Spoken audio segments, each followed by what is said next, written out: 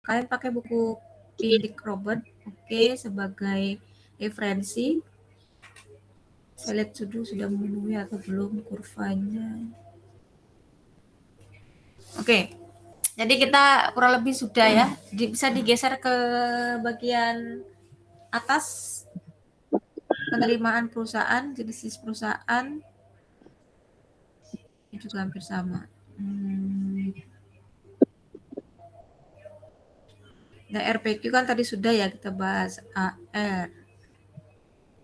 Yang ini menghitung berbagai jenis penerimaan perusahaan. AR sama dengan TR per Q. Lagi, slide ke-8.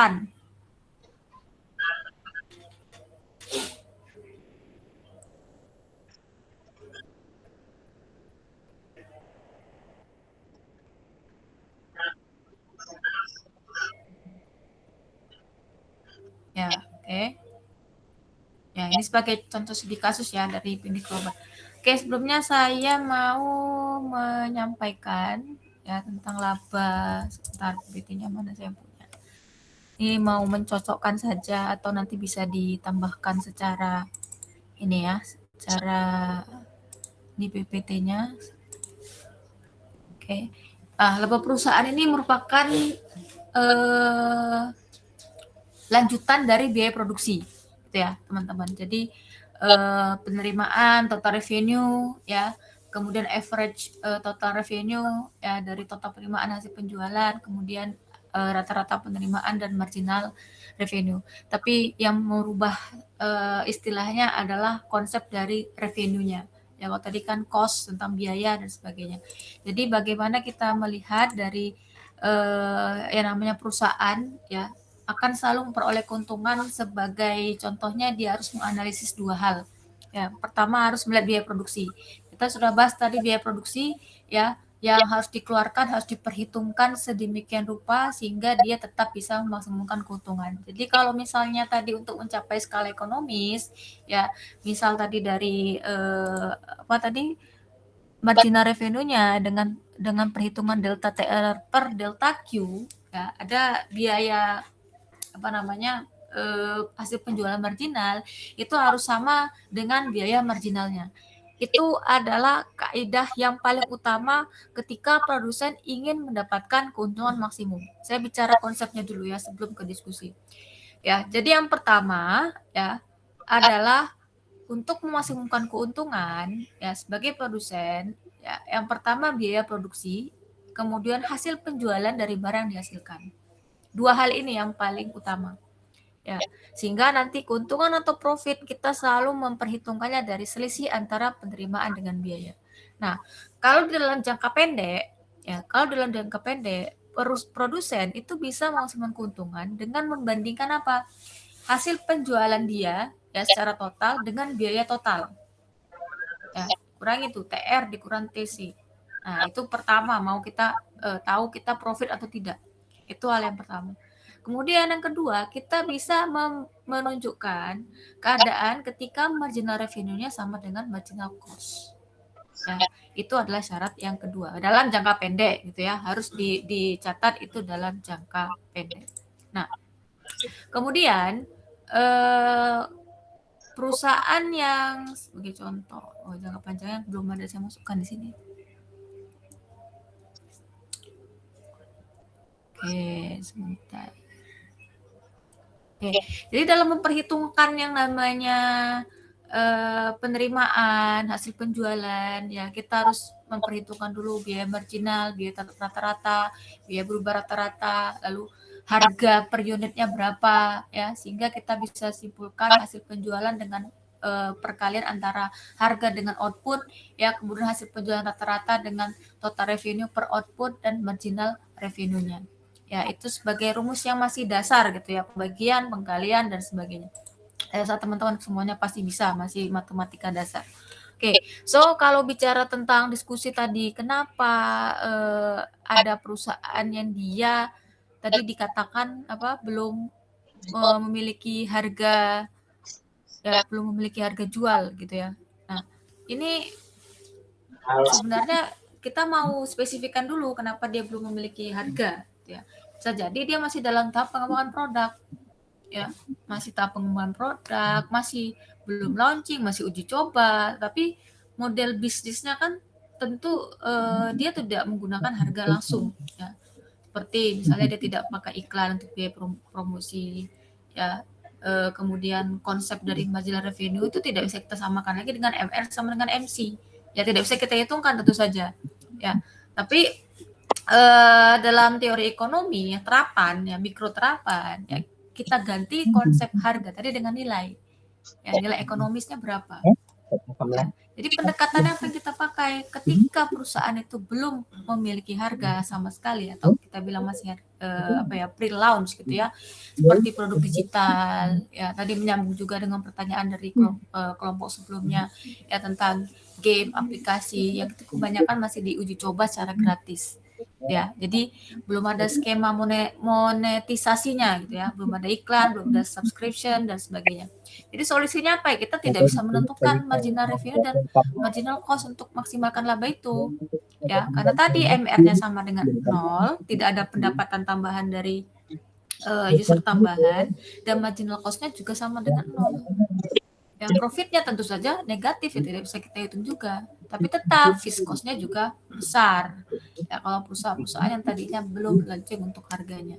Ya, jadi secara kesimpulan gitu ya, secara kesimpulan kalau mau kita bandingkan dengan kasus-kasus contoh seperti ini, maka kita tidak bisa menggunakan rumus marginal revenue sama dengan marginal cost untuk produk fisik yang belum memiliki harga, karena tidak akan bekerja sama sekali. Ya, jadi bisa kita cari revenue ya sebagai pengganti harga dengan iklan, dengan premium tadi ya, kemudian data berapa nilai data per user misalnya, itu juga bisa kita hitungkan sebagai penerimaan.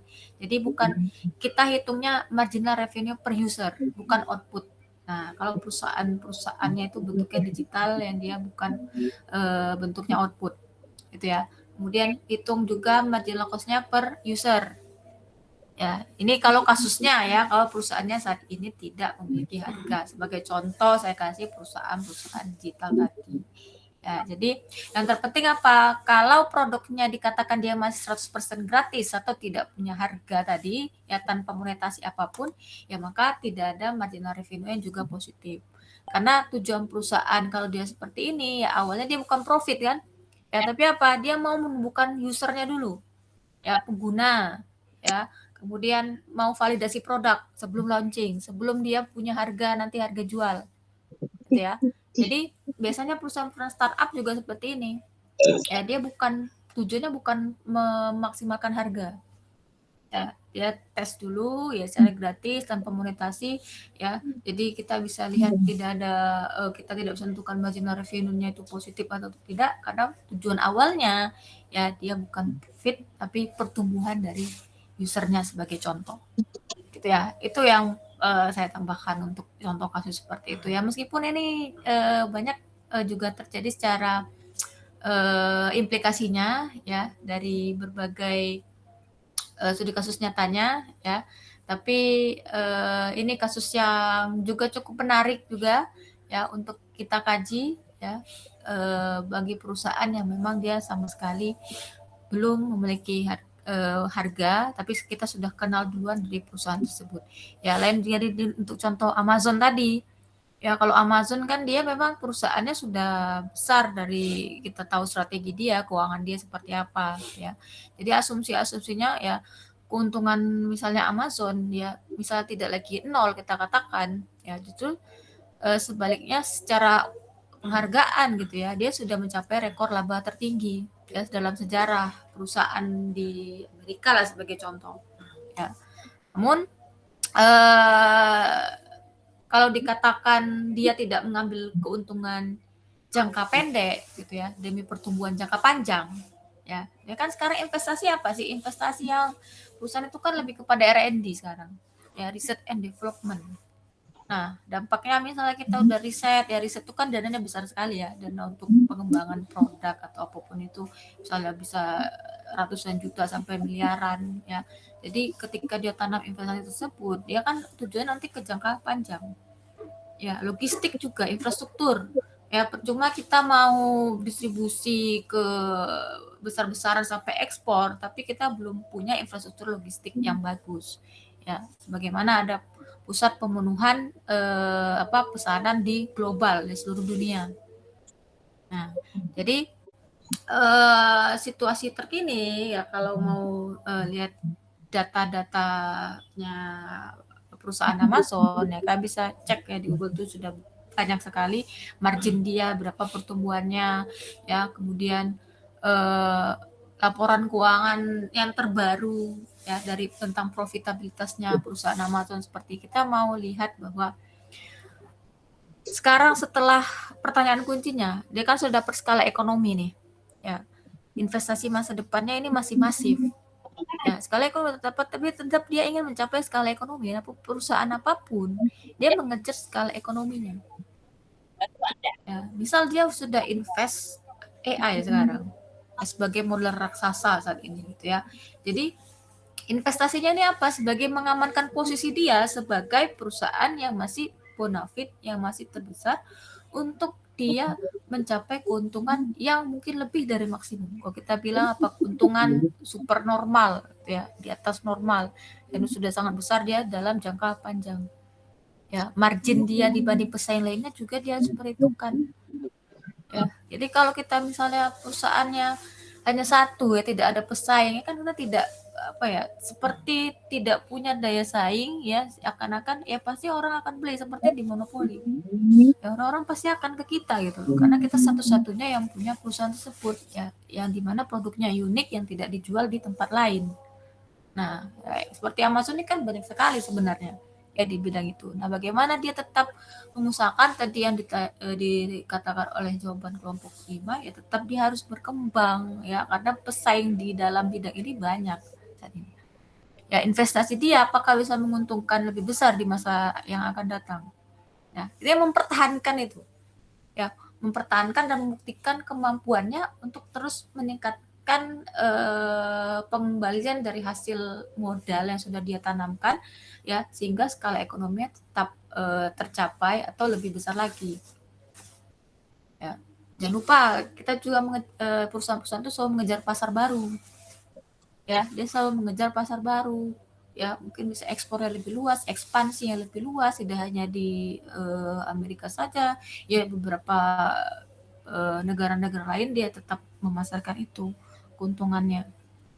Ya, jadi sekali lagi sebenarnya Amazon ini bukan perusahaan ya dengan keuntungan nol ya justru dia sudah mencetak rekor laba terbesar kalau mulai data tapi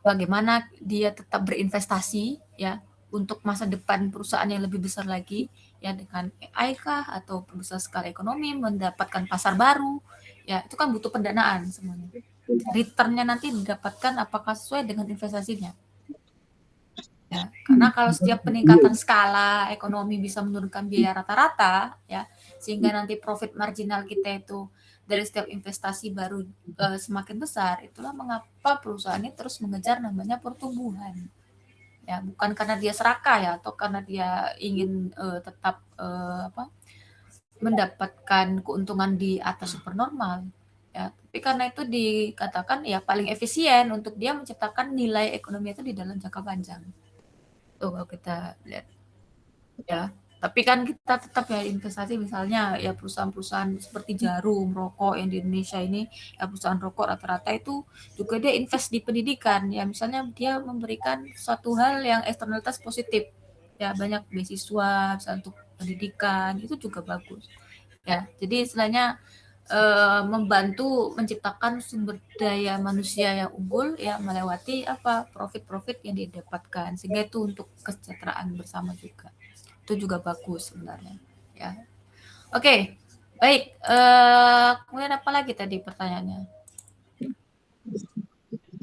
ada yang belum terjawab kah sudah ya sudah semua ya tentang Gojek tadi oh ya situasi Gojek ya saat ini ya kalau kalian lihat itu baru-baru ini ya 2 hari lalu apa ya demo Grab Gojek ya intinya transportasi online ya kita ini mau bicara perusahaannya apa drivernya dulu nah ini mau kita pisahkan ya jadi situasi-situasi kalau perusahaan dari transportasi online ya, regulasi-regulasi yang terjadi, dia tetap dapat sejarah mencatatkan laba 2002 sampai 2026, laba bersihnya GoTo ya, Gojek sekarang, dan juga termasuk Grab ya. Jadi ini masih relevan sebenarnya, dia memaksimalkan keuntungan bahkan sampai kinerja keuangan, tapi tetap didorong oleh efisiensi operasionalnya ya, operasional dari perusahaannya, kemudian ekosistem dari monetasinya ya, vintage-nya, iklannya, logistik dan sebagainya. Tapi sekarang yang terjadi, meskipun laba perusahaan itu meningkat ya kan, cara mereka mencapai laba itu kan berbenturan dengan realita di lapangan. Nah, itu kalau kalian sebagai pemangku kebijakan ya, ini harus segera diselesaikan hal seperti ini ya, kan demonya kan jangan sampai setiap hari gitu ya, dengan juga menimbulkan kemacetan di mana-mana juga. Jadi ketika ada kebijakan komisi yang kemarin ya, harus pemerintah Indonesia juga seperti ya, melalui presiden ya, sudah pasti peraturan presiden dengan mengeluarkan perpres ya, membatasi konsumsi ya, fee-nya itu maksimal 8% ya. Coba kalian baca apa saya salah, 8% atau berapa persen ya. Jadi dampaknya pasti kan ini pendapatan dari layanan, terutama yang driver motor gitu ya. Ini juga akan tergerus dengan kebijakan seperti itu. Kalau kita bisa bicara masalah kebijakan. Jadi respon perusahaan ya perusahaannya terpaksa harus menghapus program yang dikatakan bisa efisiensi tadi ya.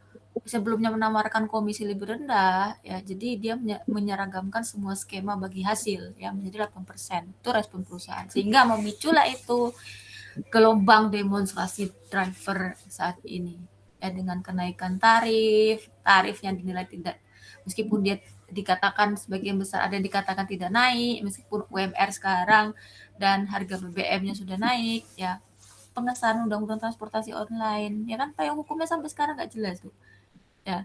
Memang dia termasuk informal ya, tapi kan termasuk tuntutan-tuntutan mereka ya, tuntutan mereka terhadap strateginya perusahaan ya. Tapi situasi ini adalah kita tidak bisa lagi apakah hanya fokus ya untuk kebijakan-kebijakan terkait demonstrasi tadi ya, kita bicara secara mikroekonomi sebagai teori ya, marginal revenue sama dengan marginal cost. Kita lihat strategi dia, apakah menghasilkan laba dari transportasi gitu ya, mengatakan kebijakan komisi 8% itu bisa menekan laba dari sektor driver yang kendaraan bermotor ya, terutama apakah hal seperti itu bisa menambah kerugian transportasi dengan bisnis lain ya. Ini kan vintage jadinya ya. Jadi masuknya ke vintage ya, pinjaman, layanan logistik itu kan penopang utama laba kalau perusahaan-perusahaan transportasi online seperti ini. Nah, jadi apakah dari sisi teori mikroekonomi ya, keuntungan, memaksimalkan keuntungan masih tetap relevan ya, tapi definisi dari keuntungan itu ya juga kita harus lihat cara mencapainya ya, tidak relevan kalau dia menaikkan komisi atau memotong pendapatan driver ya kan, untuk laba jangka pendek ya, sehingga memicu demo massal dan intervensi pemerintah itu juga harus lebih solutif ya. Tapi dia tetap sangat relevan kalau artiannya itu adalah kita mengoptimalkan ekosistem yang ada ya, bisa berfungsi misalnya kita memindahkan itu sekarang sebagai bank digital ya, atau perusahaan edge yang kebetulan dia punya mitra untuk layanan Gojek ya, bukan Gojek ya, Gojek online ya.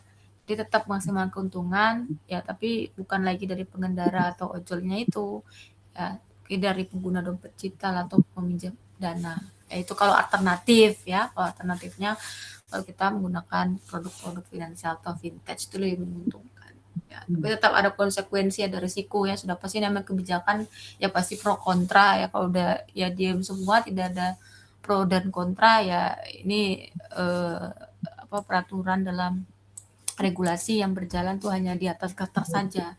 Jadi tidak bisa kita kritisi ya apabila ada kekurangan dari kebijakan itu bisa kita sampaikan, itu kan dinamakan aspirasi tadi. Oke? Baik, itu saja tambahannya untuk laba maksimum. Ya, ini 2 kelompok lagi minggu depan aja ya. Minggu depan nih saya mau rapat terkait ini diskusi untuk UAS ya. Jadi kalian tunggu saja, masih ada kita 2 materi lagi ya karena belum selesai. Saya mau berdiskusi dulu nanti seperti apa ya, karena tadi saya sampaikan online ya teman-teman, online dengan studi kasus, jadi ditunggu ya, pasti saya akan share ya, jadi jangan bertanya-tanya terus ya, pasti akan di-share, pasti akan ujian. Oke? Ditutup Mas Luris, kelompok 4, kelompok 5 tadi udah ya. 6 dan 7 minggu depan ya teman-teman. Saya mau mengasih tugas karena kita belum ada tugas individu, saya kasih tugas individu. Ya, kemarin banyak liburnya jadi saya tidak sempat lagi memberikan tugas. Saya present ya. Sekarang ya sebentar, Windows-nya ini yang mana? Oh, yang ini dulu. Sebenarnya tugasnya dari tentang produksi dengan 2 input variabel ya, teman-teman. Nanti saya share PPT-nya ke Luris biar bisa dilihat oleh teman-temannya. Ini. Oke, sebentar. Sudah kelihatan di layar kan? Sudah, Ibu. Sudah, oke. Jadi soalnya itu sama yang biaya produksi nanti akan ada 4. Ini yang pertama tentang 2 input variabel. Ya, ini individu ya teman-teman, bukan kelompok. Bisa dibaca nih udah besar-besar saya caps lock ya. Jadi ini tugasnya individu di mana harus mengerjakan sendiri tanpa bantuan AI apapun ya. Kita udah punya alat Turnitin sekarang ya, Turnitin AI, tolong dikerjakan semampu kalian gitu ya. Ini masih menghitung, tentukan average product, marginal product serta gambar dalam grafik. Kalian bisa cek PPT-nya kelompok tentang 2 input variabel ya. Ini kurang lebih masih hitung-hitungan mencari AP dan MP serta harus digambarkan dengan kurva. Oke, itu yang pertama. Kemudian soal yang kedua bisa kalian baca juga ketika ada fungsi, ini termasuk aplikasi mikro terhadap dalam matematika ekonomi ya, teman-teman. Jadi dengan ada fungsi diketahui, kalian cari APPL-nya atau fungsi produksi rata-rata, fungsi produksi marginal, produk maksimum, MPP maksimum, dan APP maksimum. Jadi satu soal ini beranak cucu ya, A sampai E. Oke. Kemudian soal ketiga juga ada tentang proses produksi tentang input L dan K karena dia 2 input ya, jadi ada persamaan produksinya. Kalian cari jumlah output yang dihasilkan dengan tingkat input sebanyak 10 unit ya, sesuai dengan soal di sini. Oke, ini 3 soal tentang 2 input. Nah, satu lagi tentang biaya produksi. Ya, sebentar, saya share satu lagi biaya produksi mana tadi? Oke, ini saya stop dulu nih.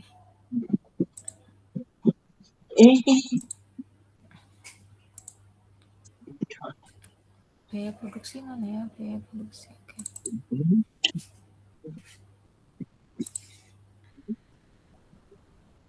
Oke. Nah, ini, sorry, oke, belum. Nah, ini. So, ini satu soal lagi tentang biaya produksi. Jadi totalnya berapa? 4 soal, termasuk yang ini ya. Jadi ini ya masih menggambar atau mencari total cost-nya berapa, sudah diketahui total fixed cost atau variable cost ya. Tadi kan kelompok sebelumnya sudah mencatat di PPT-nya perhitungan untuk mencari total cost, AFC, AVC, ATC, dan MC ya. Masih gampang sekali ini menambah, mengurang, membagi ya, mengkali ya. Ini masih matematika sederhana, kalian masukkan di dalam kotak-kotak tersebut ya, diisi. Kemudian jangan lupa setelah ada angka-angkanya digambarkan juga kurvanya ya, semua kurva, total cost, AFC, TFC, ini semuanya ya. Jadi kalau mau kalian gambarkan ini per satu-satu atau digabung seperti saya, seperti contoh ini ya, total total cost ya, jadi satu gambar. Kemudian marginal cost, average cost, AFC, AVC, dan ATC jadi satu ini juga nggak masalah. Atau mau dipisah-pisah juga nggak masalah. Yang penting paham ya bahwa menggambarkan kurva itu adalah hubungan antara biaya dengan output. Jadi tergantung biaya apa yang mau kalian gambarkan ya, total biaya dengan output. Ya kalau misalnya menggambarkan keseluruhan biaya seperti AFC, ATC, MC, dan AVC jadi satu, ya tetap hubungkan dengan kuantitas. Ya, jadi apapun itu bentuk biayanya, hubungkan itu dengan kuantitas dari outputnya. Oke, itu seperti ini kurang lebih kurvanya nanti kan gambaran. Di kelompok tadi juga ada sebagai studi kasus contoh. Ya, jadi masih gampang lah seperti kamu gambarkan kurva permintaan sama harga ya. Seperti ini juga hubungannya antara biaya dengan output. Ya, rasa kalian bisa lah. Oke, jadi ini empat soal tadi ya dikerjakan individu. Sekali lagi saya udah bilang 3 kali ya sampai berbuih mulut saya, nanti saya bilang 5 kali ya. Kerjakan individu, nanti dikumpulkan, dibantu Mas Luris untuk mengumpulkan di Google Drive ya, yang kemarin linknya saja. Jadi buat folder baru, foldernya tugas individu gitu ya. Nah dikumpulkannya hari apa? Saya kasih waktu sampai hari Rabu depan ya. Rabu depan, kalian ada masuk lagi nggak Rabu depan? Ada kelas lagi nggak Rabu? Tanggal 27. Udah nggak ada yuk. Udah nggak ada. Udah Oke, minggu ya tenang. saya kasih minggu tenang ya. Tapi kita belum tenang ya, masih ada pergantian ya. Maaf sekali ya teman-teman. Tanggal 27 nanti kita masuk di jam 10 ya. Jam 10, 9.30 lah sesuai aja. 9.30 sampai jam 12. Jadi 2 kelompok. Nah, di hari Rabu nanti sudah terkumpul semua kumpulan tugas individu teman-teman di 9.30. Jangan lewat ya. Maksimal tanggal 27 di hari Rabu ya. Maksimal jam 9.30 deadline-nya. Oke, bisa teman-teman. Mas Luris sudah dicatat? Sudah Ibu, baik Ibu. Oke, catat ya. Oke, saya kasih Rabu nih cuma 4 soal, nggak banyak ya. Kalau mau ada tanya lagi atau Bu, saya mau nambah soal. Ada yang mau nambah? Oh, dengan senang hati saya mau nambah. Ada? Mau tambah lagi kurang banyak? Bagaimana? Oh, kayaknya mau tambah ya. Diam aja kalian ini. Sudah, oke. Jadi dikerjakan sebaik mungkin, kerjakan sendiri-sendiri ya supaya kalian paham, dibaca lagi. Kemungkinan ini juga menjadi salah satu soal yang akan keluar ketika UAS ya. Jadi pelajari yang namanya belajar mikro makro pasti ada hubungan dengan kurva ya. Tadi kita berbicara diskusi saja ya secara studi kasus. Tapi untuk penggambaran kurva itu masih sesuai dengan apa yang menjadi prioritas ya. Kalau biaya yang digambarkan biaya ya, kalau permintaan digambarkan tentang permintaan ya, sesuaikan dengan konteksnya. Oke, sampai ketemu lagi di hari Rabu insya Allah ya. Semoga sehat selalu, kurang lebihnya mohon maaf. Kelompok 6 dan 7 mohon dipersiapkan 2 kelompok lagi dengan baik ya. Selamat menjalankan aktivitas kembali. Selamat sore. Wassalamualaikum warahmatullahi wabarakatuh.